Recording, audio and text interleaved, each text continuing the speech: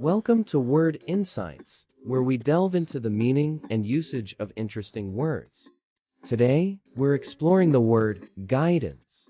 Let's get started. Meaning: guidance is a noun that refers to the act or process of giving advice, direction, or support to help someone make decisions, solve problems, or navigate a situation. It's like having a guiding hand to lead you in the right direction. Pronunciation: pronounce guidance as ଼ɡaɪdəns, with the emphasis on the first syllable, guide. Use in a sentence. Here's an example. She sought the guidance of a mentor to help her with her career choices. Synonyms: if you're looking for similar words, you can use advice, counsel, direction, or support instead of guidance.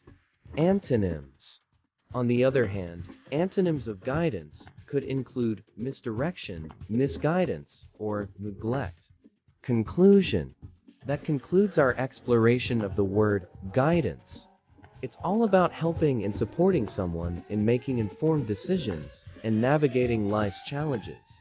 Thanks for joining us, and remember the value of good guidance in both giving and receiving it.